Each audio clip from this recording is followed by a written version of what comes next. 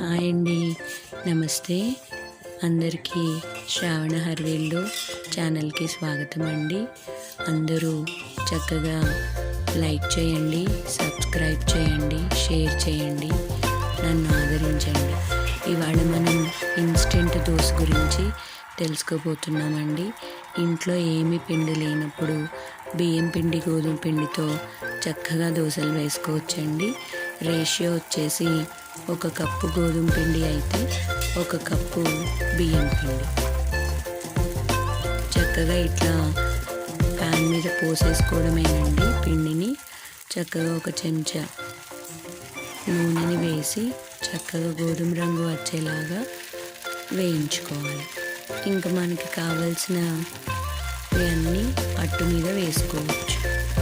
నేను కొంచెం ఉల్లిపాయలు వేస్తున్నానండి.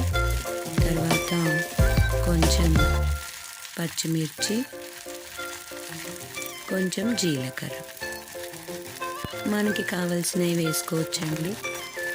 క్యారెట్ తురుము వేసుకుంటారు చాలామంది, అట్లాగే జీడిపప్పు వేసుకుంటారు చాలామంది, సన్నగా చాప్ చేసి. ఇంకా మనకి కావాల్సిన టేస్ట్కి తగ్గట్టు వేసుకోవాలి. చక్కగా దీన్ని మీడియం స్లిమ్ పెట్టుకొని చక్కగా గోధుమ రంగు వచ్చేలాగా వేయించుకోవాలి. ఫస్ట్ ఉల్లిపాయలు వేసాక అలా ప్రెస్ చేస్తే మనం టర్న్ చేసినప్పుడు ఊడిపోకుండా ఉంటాయి. ఫస్ట్ దోశ కాబట్టి కొంచెం టైం పడుతుందండి వేగడానికి ఈ దోశలు. ఫస్ట్ దోశ అయిపోయాక పెన్నం వేడెక్కుతుంది కదా, చక్కచక్క అయిపోతాయి. ఇంకా చక్కగా మీరు ఎంత చక్కగా పలుచగా కలుపుకుంటే అంత మంచిగా వస్తాయి దోశలు.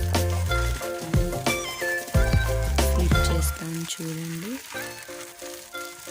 ఫస్ట్ దోశ అండి ఇది. ఫ్లిప్ చేసాక ఇలా వచ్చింది. ఫస్ట్ దోశ కాబట్టి ఇలా వచ్చిందండి. సో సెకండ్, థర్డ్ దోశకి ఇట్లా వచ్చేస్తాయి. నేను అది వీడియోలో ఎడిట్ చేశానండి. చక్కగా ఇట్లా గోధుమ రంగులోకి కాల్చుకొని మీకు నచ్చినటువంటి చట్నీతో సర్వ్ చేసుకోవచ్చు. నేను పల్లీ చట్నీ అలాగే కొంచెం మాగాయ పచ్చడితో సర్వ్ చేసుకున్నాను. Thank you.